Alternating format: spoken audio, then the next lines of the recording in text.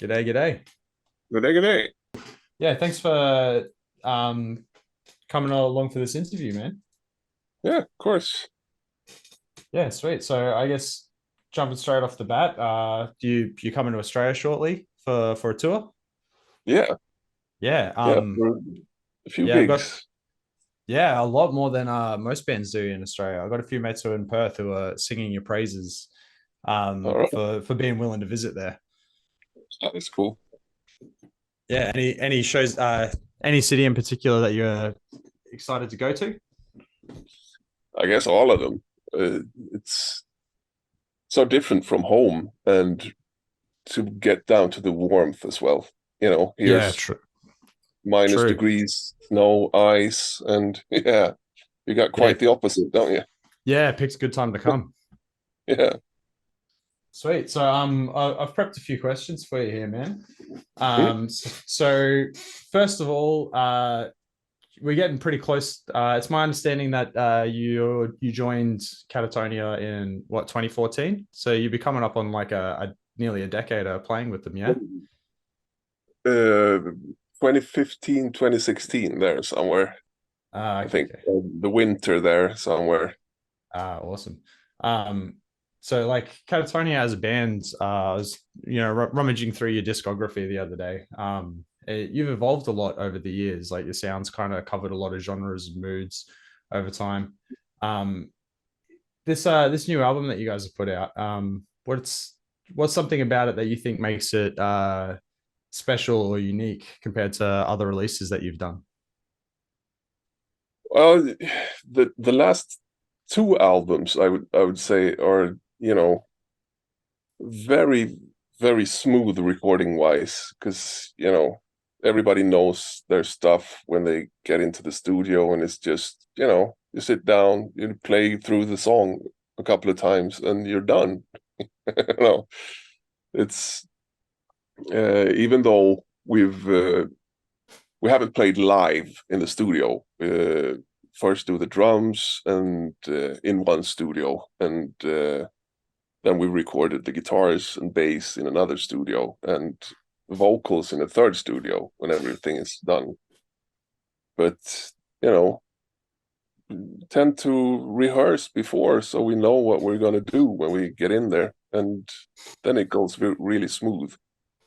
Yeah. So for that, uh, so you're saying you record like your parts separately. Is that because you find you can get better sounds that way, or is it like a convenience thing, get better attempts at your takes?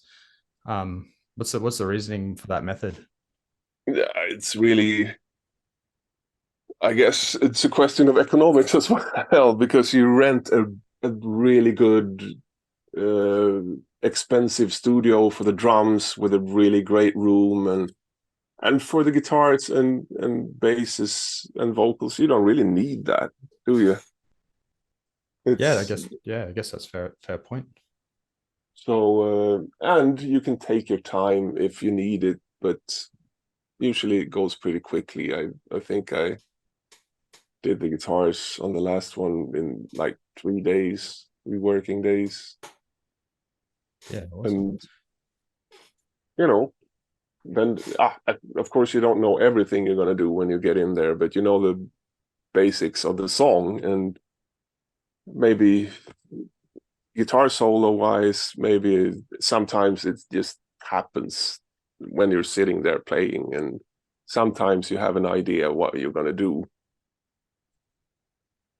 But Yeah, mainly just being well prepared is complete opposite of previous bands I've played with, where you kind of do the old school thing and let everything grow in the studio, which is really fucking expensive and takes months in the studio. Instead, we just, come well prepared, in and out, done. yeah. But yeah, it sounds well. The results speak for themselves because the Slaves record sounds killer. No, that's Um, cool. Yeah, sweet. So it's my understanding that this is your first release with Napalm Records. Is that right? Yeah. How's that been as an experience? Moving labels. How are they treating you? Well, it seems to be working fine. I'm not really the guy that deals with that stuff. I just play guitar and sing. I mean, that's what I do. But yeah, everything seems to be rolling the way it should. And yeah, they seem to do their job well. Yeah, excellent. So how involved are you in the writing process? I know that Jonas and Anders um contribute a lot. How much of the creative flair is from your input? The last couple of albums has been Jonas songs. Well, a lot of albums have been Jonas's, almost just Jonas's songs, and maybe a couple that Anders has thrown in there.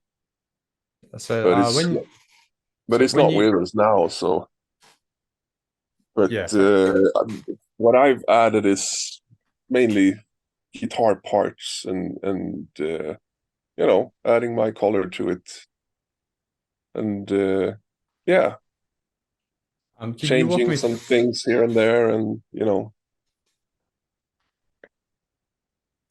yeah, can you walk me through your creative process in a sense? So like do you take the songs that they've given you and try and help push it in a certain direction? Like how what is it about your flair that you think like what is it that you do to the songs when you receive them that you think kind of is your sonic footprint in a sense? well, it's I guess the way I play is one. It's all in the fingers. It's and sometimes I change some harmonics or so or write a guitar melody or whatever. Add things that I thought should be there, and sometimes the other guys like it, sometimes not. So we kind of agree on what's best for the songs. Awesome.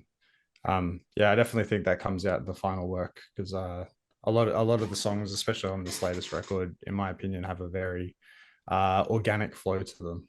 Um, That's cool. so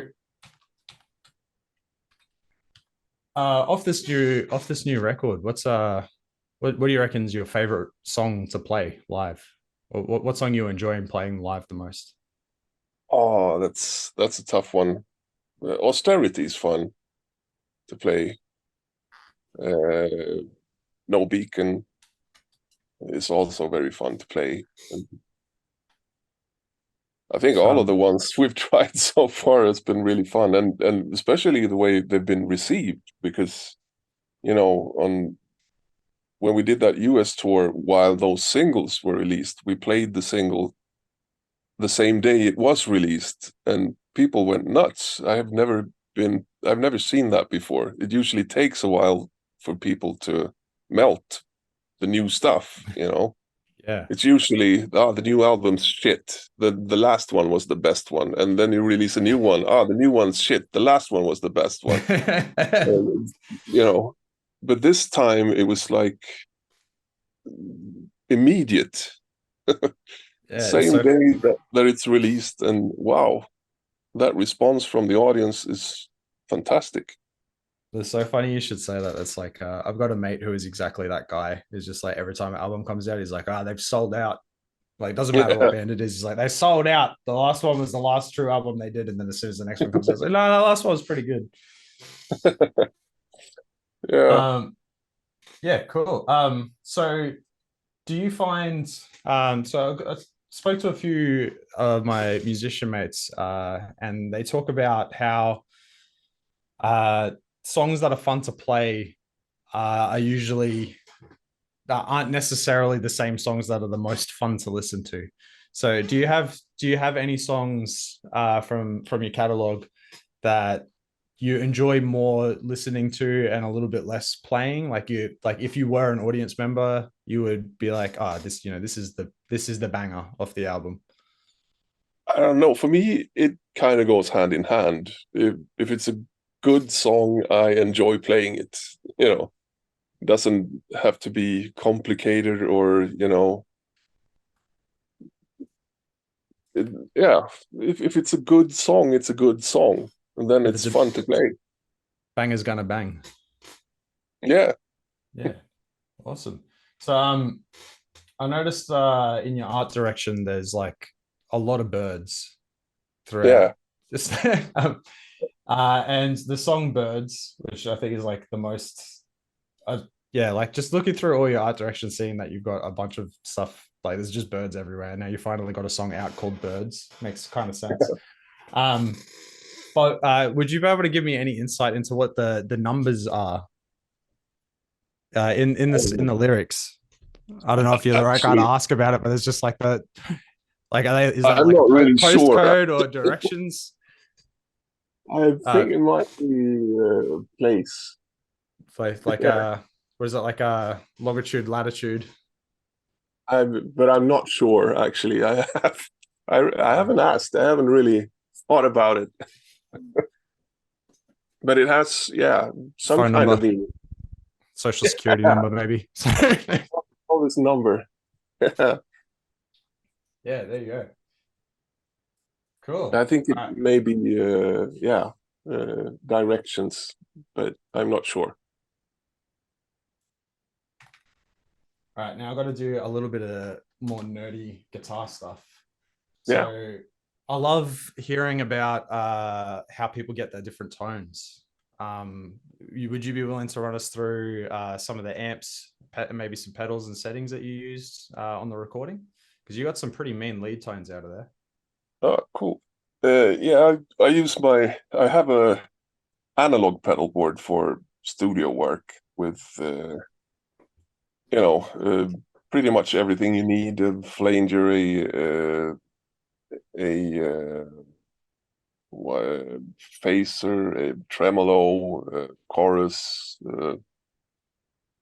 wah, and a spring reverb as well. That's really cool. Where you have a Okay, pedal wait, that so you catch drives. capture your reverb on the amp rather than like in post. Well, this is in a pedal form, so it's in the chain with the amp. Yeah, cool. So But like it's a just pedal that drives a reverb tank. Actually, it's proper springs, and that's it. I think, and a delay pedal, and yeah, yeah, that's that's cool to know because I know a lot of artists will, especially for reverbs and delays, would like put that on as a plug in afterwards, as opposed to like on the actual amp. yeah, it's more controllable that way, of course. But it Yeah. depends on what kind of sound you're after. Sometimes you want to have it before the preamp as well to make like weird eerie sounds, Mm. which are on a couple of the songs. And yeah, unfortunately, I hadn't gotten my new amp before recording this album because I got this MLC amp. You know about them? It's No, a of course I do. Polish boutique company, hand-built point-to-point stuff that Yeah. are. I've never played anything like it before, actually.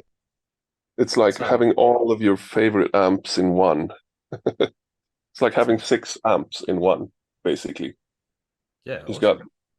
he's built his own three channels, like a clean channel, a crunch channel, and a distortion channel, but they're switchable as well. So the clean channel can become a perfect Fender Twin, and the middle channel can be a perfect Plexi, and the third, the distortion channel, you can switch. So it's a 800 Marshall.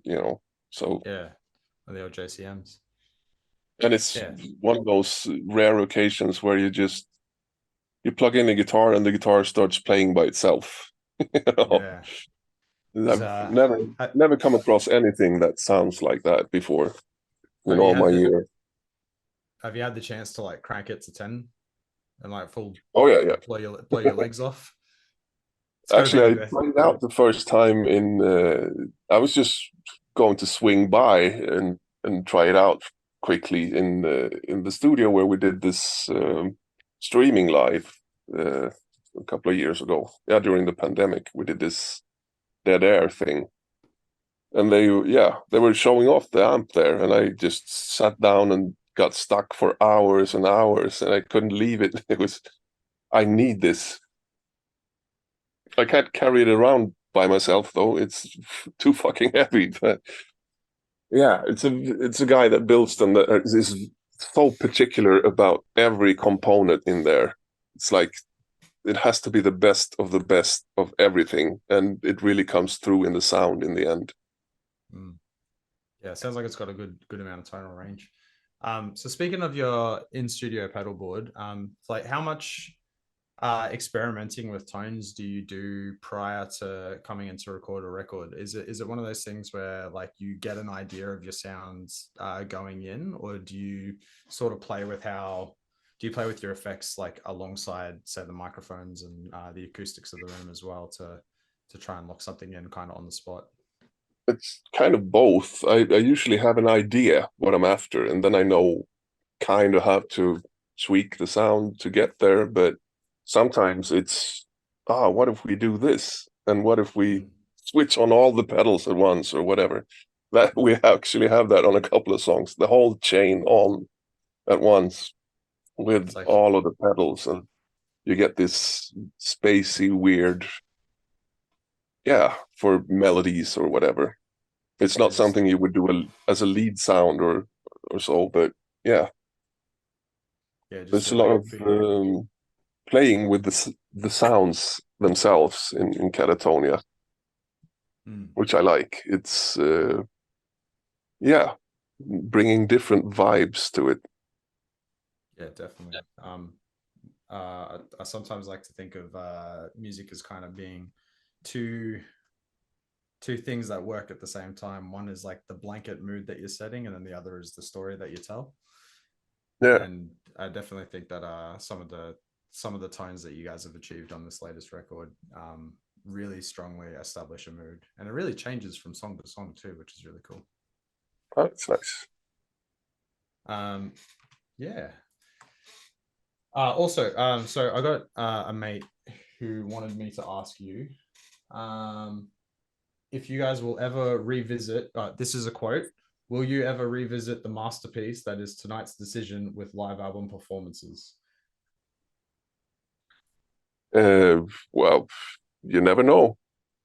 Yeah. Uh, we've done a couple of jubilees. You know, one of the first things I did was Great Cold Distance when we did it with a symphony orchestra. That was one of my first things with Katatonia. And then we did a short tour with Night is a New Day when it was Jubilee. And then we did, now last year, at the end of last year, we did Dead End Kings, but just one Jubilee gig in Manchester, Mm. where we did the whole album from yeah, just straight through. I'll Then we absolutely. brought in Soro that played guitar on that album as well. Oh, wicked. I love when So I so love when he bands do that full album performances. So it yeah always feels like a special occasion. yeah. So you never know. Yeah. Well, Matt, if you're listening, there you go. There's your answer. Um, cool. On the note of just music in general, how much influence do you as a player? So not necessarily with the band, but how much influence as you as a player do you draw from older bands compared to say fellow contemporaries? So do you like obviously we all have like our heroes that inspired us on our instruments, but do you also draw inspiration from people who are doing awesome stuff like today as well? And if Well, I tend to not listen to like instrument for instrument, you know, like not singular instruments, but the way it sounds together. That's what's interesting to me. yeah, So if someone's technically gifted or whatever, it doesn't really touch you. It has to fit, you know, has to fit the song, the sound, the band, whatever. And one of my favorite guitar players, I guess, which is a weird one. It's an 80s one. Zeno Roth. They released an album called Zeno, which is, cheesy 80s metal. But the guitar solos on that one that makes you fucking cry. He was the brother of Uli Jon Roth, who used to play with Scorpions and stuff. But I think those are the best guitar solos I've ever heard on tape, ever. Mm. Another dead hero. But otherwise, I'm really into Neil Young, for instance. The simplicity of it, that's the toughest part, making it simple. Yeah, try not to overthink it. Yeah, the simpler, the harder to do. Mm. To do well. Yeah, it's like a lot of people mention that about Malcolm Young from AC/DC. Yeah, the perfect rhythm guitar player. Yeah, that's it. Like, not necessarily a big shred lord, but like the band sounds the way they do because he was holding it down.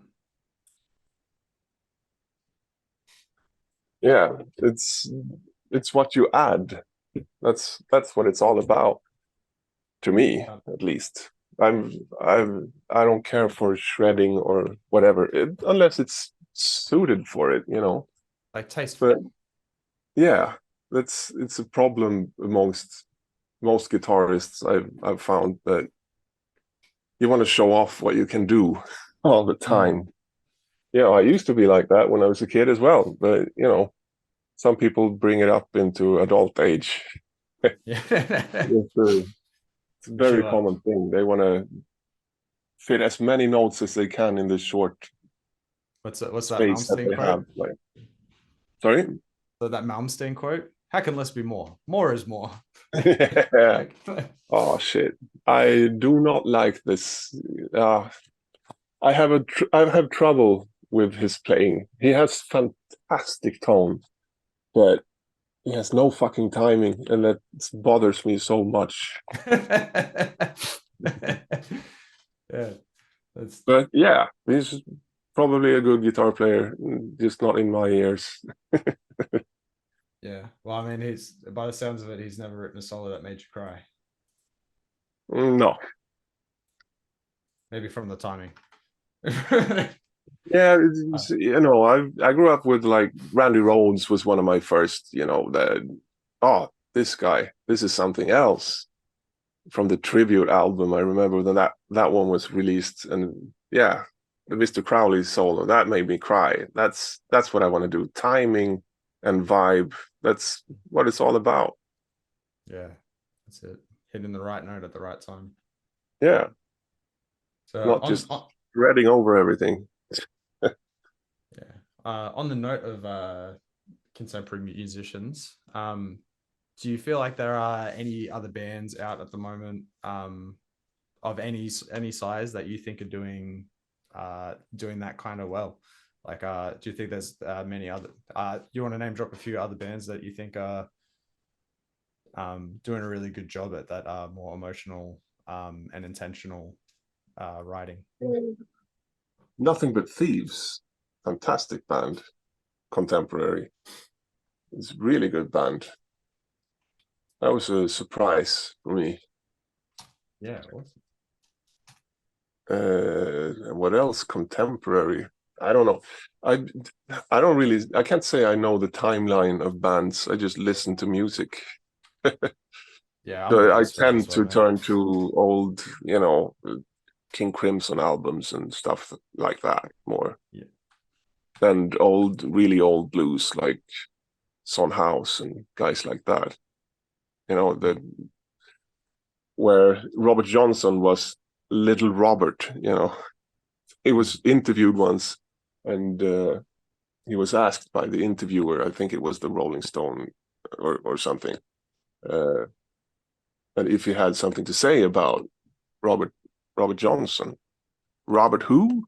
And then apparently his wife comes into the kitchen and says, You remember little Robert? Oh yeah, he was the guy that always wanted to jam on the Saturday nights, and he always broke strings, and you couldn't get new strings on a Saturday night, so nobody liked him. Those kind of guys, 30s blues, Yeah. that kind of era, 30s, 40s. There's Yeah. so Very cool. much where all the hard rock and heavy metal song whales were where they originated, you know. Yeah. All right. Well, we're just about to wrap it up. So I reckon we'll finish off with so have you heard of this custom in Australia that I feel like you're going to need to participate in when you're on tour here? That is doing a shoey. Doing a shoey? Yeah. So have you ever done a shoey? No. What's So that? it's where you take your stinking boot off, like your shoe, Hmm. and you pour your beer into the shoe, and then you drink and then you drink the beer. Oh yeah. But So, damn. yeah. Yeah. Well, we're gonna have to log off now, but hopefully you'll give one of them a go on the tour. That sounds interesting. Yeah. All right. Pleasure chatting to you, Roger. Thank you for your time. Yeah. Anytime. Yeah, catch you around. Yeah. Peace out. Peace.